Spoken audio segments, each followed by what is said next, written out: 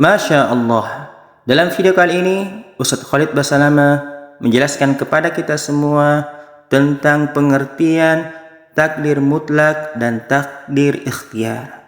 Mudah-mudahan setelah kita menyaksikan video kali ini bisa menambah wawasan keislaman kita dan bisa memberikan motivasi dan inspirasi kepada kita semua sehingga kita menjadi hamba yang beriman dan bertakwa kepada Allah Subhanahu wa taala.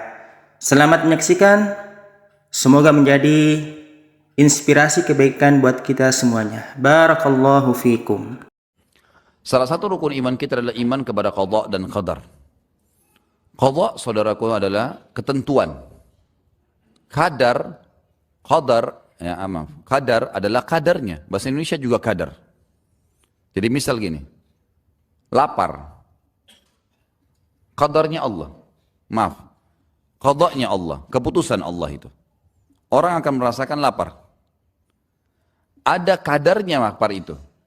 Misal kalau seseorang sudah makan dengan porsi misalnya sepiring atau setengah piring, maka kadarnya akan membuat dia cukup. Malam, qadanya Allah, keputusannya Allah ada malam. Kadarnya waktu yang ditentukan. Dari jam sekian sampai jam sekian. Sama dengan hidup. Hidup qada, keputusan Allah. Ada kadarnya, tiba ajal dia akan meninggal. Begitu seterusnya. Dalam segala kehidupan kita. Salah satu yang harus kita yakini adalah adanya qada dan qadar. Di dalam hadis yang sahih disebutkan khairihi wa syarrih. Kebaikannya dan keburukannya. Jadi kalau ada badai datang, hancur semuanya segala macam, qadanya Allah. Tapi semua ada kadar. Walaupun datang musibah yang berat, tetap ada kadarnya. Allah akan menyelesaikan di waktunya. Ada kadar semua ditentukan. Kita haus, qada, minum, dan kita rasakan haus kita sudah hilang, itu kadarnya. Seperti itu, dan ini rukun iman kita. Ada sebagian kelompok yang menisbatkan diri kepada Islam dan menolak masalah qada dan qadar. Ini berbahaya. Kufur kepada Allah. Karena kita tidak boleh menolak salah satu dari rukun-rukun Islam dan rukun-rukun iman. Mereka karena susah memahami masalah qada dan qadar, akhirnya mereka menolaknya. Masalah qada ini, saudaraku seiman, untuk lebih memahaminya, ada yang diistilahkan oleh sebagian ulama, tidak semuanya, qada yang mutlak dan ada qada yang ikhtiar. Kalau bahasa Indonesia itu takdir. Takdir. Qada mutlak atau takdir yang mutlak, saudaraku, adalah sesuatu yang tidak ada campur tangan kita di situ sama sekali. Seperti misal, kita lahir dari rahim ibu siapa. Kita nggak bisa milih, saya nggak mau ibu ini, saya mau ibu yang itu. Nggak bisa, lahir ini ibumu, ini ayahmu, mutlak.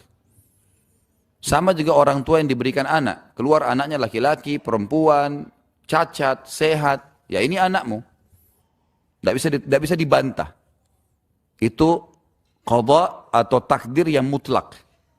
Fenomena alam, pergantian siang malam. Nggak bisa kita bantah. Kita biar suka pagi, tetap malam akan datang. Kita suka malam, pagi tetap akan datang. Nggak bisa dibantah. Fenomena alam. Kemudian fungsi-fungsi anggota tubuh kita masuk dalam mutlak. Seperti mata melihat, telinga mendengar, ya. Kemudian mulut mengucap, bibir mengecap, tangan memegang, kaki melangkah. Fungsi-fungsinya. Ini semua mutlak. Dan tidak bisa kita alih fungsikan. Kita nggak mungkin makan dengan mata kita misalnya. Kita nggak mungkin melihat dengan kuping kita. Khalas, kita lahir, itu mutlaknya. Masuk dalamnya, ajal, kematian. Nggak ada campur tangan kita di situ. Dan juga sebagian rezeki. Sebagian rezeki. Ada rezeki juga, kalau teman-teman ikuti ceramah saya di YouTube tentang masalah saudaraku yang ada rahasia rezekimu, 15 kiat mempertahankan rezeki, saya jelaskan supaya lebih difahami juga. Memang saya bagi dalam tulisan saya itu ada rezeki yang mutlak, ada rezeki yang ikhtiar. Sebagaimana takdir ini. Rezeki mutlak itu mau nggak mau datang kepada kita. Antum biar nolak tetap dapat tuh. Ini kembali kepada hadis Nabi SAW yang sahih riwayat Imam Ahmad yang berbunyi, tidak ada satu jiwa pun yang meninggal dunia kecuali pasti akan dilengkapkan rezekinya. Yustawfalahu rizku. Cara memahami hadis ini adalah maksudnya yang mutlak. Pak sampai ke kita. Misal orang tua kita meninggal, ditinggalkan warisan, dapat. Air ini tadi di gelas saya nggak pernah pesan dengan teman-teman pengurus masjid, sudah disiapin. Sampai kepada saya. Mutlak. Kita lagi jalan sama teman, ditraktir. Diberikan hadiah oleh seorang teman pakaian. Dan segala macam hal yang memang datang tanpa antum programin. Itu namanya mutlak. Sebagian rezeki. Ada juga rezeki nanti masuk di takdir yang kedua. Kalau saya ibaratkan rezeki itu seperti sebuah pohon, ada buah yang berjatuhan, ada buah yang bergelantungan.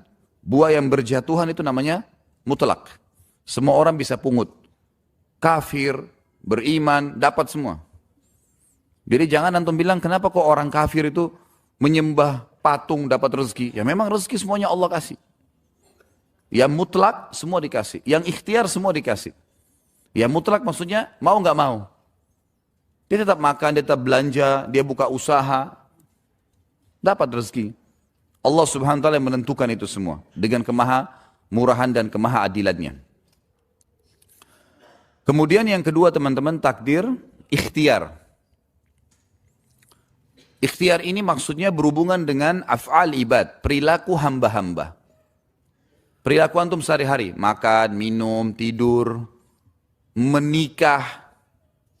Ini semua takdir. Qadha juga, tapi ikhtiar. Keputusan Allah yang maha sempurna dan maha tinggi disesuaikan dengan ikhtiar manusia itu, hamba itu. Kayak misal, antum tadi waktu keluar ke sini pilih baju. Yang ini pakai baju merah, ini pakai baju hitam, ini pakai baju putih. Kita milih baju. Saya pilih baju hitam yang saya pakai. Tadi waktu kita milih teman-teman, itu ikhtiar bukan? Pilihan kita bukan? Baik. Antum masuk ke restoran, ada makanan banyak macam-macam menunya. Antum milih ayam goreng. Situ ada ayam bakar, ada rendang, ada sayur asam, tapi antum milihnya itu. Nggak ada yang maksa kita milih sendiri, itu namanya ikhtiar. Nah di dalam memahami takdir ikhtiar ini, apapun yang kita milih dari perilaku kita itu, sebelum kita diciptakan, sudah diketahui oleh sang pencipta Allah, kita akan pilih itu. Di saat kita diciptakan. Itu dengan kemahaluasan ilmunya Allah, yang luar biasa, sebagaimana Allah mengatakan waqad ahata bikulli syai'in ilma. Allah meliputi segala sesuatu dengan keluasan ilmunya. Jadi ilmunya Allah mendahului segala sesuatunya. Saya sekarang pilih baju ini, saya mengajar buku ini, dihadiri oleh antum semua, ini ikhtiar kita semuanya pada saat mau datang. Saya tadi bisa nggak datang, saya tinggal di rumah saya nggak mau ngajian misalnya. Tapi saya pilih, saya mau ngajar, cari pahala. Gitu. Tapi Allah sebelum Khalid diciptakan dan antum semua yang diciptakan, sebelum langit diciptakan, sudah dicatat di Lauhil Mahfudz semua yang akan terjadi. Tapi yang berhubungan dengan ikhtiar tidak ada di sini tanda kutip paksaannya Allah. Allah cuma menurunkan hukum halal, haram, perintah, larangan. Yang mau milih larangan, hak dia. Ada orang pergi mampir berzina, dia bisa lakukan. Allah sudah ingatkan haramnya, ada hukumannya. Orang yang hadir di majelis taklim, ikhtiar dia juga. Allah janjikan, majelis ilmu dapat pahala. Kata Nabi SAW, siapa yang pergi keluar untuk belajar, nuntut ilmu, atau ya belajar kayak antum hadir, atau yang mengajar ilmu, maka dicatatkan baginya pahala haji lengkap. Itu hadis sahih. Seperti kita pergi haji lengkap mendapatkan sempurna pahalanya. Misal, kita kejar pahala, itu ikhtiar kita semua. Masuk dalamnya pernikahan ya. Jadi kalau ada orang bilang, saya nggak nikah karena Allah belum takdirkan. Ini pemahaman yang keliru ini. Karena nikah masuk dalam ikhtiar. Ada si A, si B, si C, saya mau nikah. Lalu kita pilih si B. Pilihan siapa? Pilihan kita sendiri. Kita yang milih. Allah cuma berikan panduannya. Kalau bingung, istikharah. Minta petunjuk sama Allah. Tapi ikhtiar kita yang tentukan. Ya. Ini namanya takdir ikhtiar. Masuk dalamnya sebagian rezeki. Yang tadi sudah kita jelaskan ada yang mutlak. Tadi kalau rezeki kita ibaratkan dengan sebuah pohon, ada buah yang berjatuhan, itu mutlak, semua orang bisa pungut, main pungut saja. Duduk di rumah, diantarin makanan oleh tetangga. Jadi orang tua kita meninggal, kita dapat warisan, ditraktir oleh teman, dan segala macam hal yang datang tanpa kita programin. Itu namanya buah yang berjatuhan, mutlak. Ada buah yang bergelantungan di pohon, di atas. Kita harus punya ikhtiar. Ikhtiarnya punya tangga naik, punya gala, ngambil buahnya. Nah, tangga ini dan alat ini adalah ilmu. Ilmu. Kenapa ada orang non-muslim, misal yang punya McDonald, Yahudi. Yahudi kita tahu benci dengan Nabi SAW, benci dengan Islam. Tapi punya sekian ribu cabang, sekian ratus ribu cabang seluruh dunia, kaya raya. Sudah meninggal pun anak cucunya menikmatin. Kok bisa? Ikhtiar dia punya ilmunya. Allah nggak larang itu. Jadi punya ilmu. Nah kalau kita naik di atas pohon mau mengambil buah yang ada di atas, Allah nggak pernah batasi. Ikhtiar. Asal punya ilmunya. Saya punya 1 toko. Kemudian saya kembangin buka cabang 10 toko. Ikhtiar dia. Yang penting dia punya ilmunya, dia bisa lakukan. Muslim atau non-muslim. Cuma bedanya, rezeki seorang muslim dengan kafir adalah di berkahnya. Karena orang muslim dipandu ada istilah halal dan thayyib. Halal dibolehkan, thayyib yang berkualitas. Jadi buah-buah yang berjatuhan tadi yang mutlak, jangan pernah pungut walaupun ada busuknya sedikit. Sedikit aja jangan dipungut. Ini haram, syubhat. Misal ada tetangga antarin makanan, kita lihat kayaknya makanan ini haram nih. Atau pendapatannya dia dari riba, dari zina. Rezekinya sudah datang, tapi kita tahu ini haram. Kita tolak. Ada konsep kita nggak boleh makan kecuali yang halal dan thayyib. Thayyib artinya berkualitas. Kita naik ke atas, ikhtiar kita mau buka usaha. Pilih buah yang berkualitas, high quality saja. Jangan ambil buah walaupun ada sedikit warnanya berubah. Apalagi kalau sudah busuk, bonyok, ada ulatnya, jangan disentuh dah. Haram, jangan. Seperti itulah. Jadi ini cara memahami, cara yang mudah untuk memahami masalah takdir Allah subhanahu wa ta'ala. Jadi kalau ada orang bilang, saya nikah karena takdir Allah, saya zina karena takdir Allah. Benar nggak itu? Hah? Ini tidur atau apa nih? Mana suaranya? Di sini tempatnya antum salah, jangan salah di luar. Kalau ada orang bilang, saya berzina karena takdir Allah. Saya menikah karena takdir Allah, benar nggak? Sepakat nih salah. Ini kalau anak pesantren saya pakai cambuk ini. Kalau dirincikan, kalau yang dia maksudkan takdir Allah dalam arti kata, dia mengatakan ikhtiar saya, tapi Allah sudah catat di Lauhil Mahfud, benar. Tapi kalau dia bilang, saya berzina karena Allah yang suruh saya, paksa, ini salah. Ngerti nggak? Perlu difahamin ya. Karena pernah ada orang begitu, disalah fahamin. Dia berbuat dosa, ya sudah Allah takdirin. Ini ikhtiar kamu. Tapi Allah tahu kau akan pilih perbuatan itu di waktu itu. Dengan keluasan ilmunya. Jadi kalau kita lebih kembangkan lagi teman-teman, apakah Allah yang maha pemurah sudah mengetahui penghuni surga dan neraka sekarang? Jawabannya jelas iya. Karena sebelum diciptakan makhluk, Allah sudah tahu ini nanti si fulan, bukan cuma kita ya, sampai semut yang lahir, yang kecil, itu Allah sudah tahu nanti dia akan jalan kemana, dia akan pilih makanan di tempat mana, Allah sudah tahu semua perilakunya. Sampai ke makhluk yang besar, semuanya Allah sudah tahu. Ini makna luas daripada ayat Al-Quran, وَقَدْ أَحَاطَ بِكُلِّ شَيْءٍ عِلْمًا. Allah telah meliputi segala sesuatu dengan keluasan ilmunya.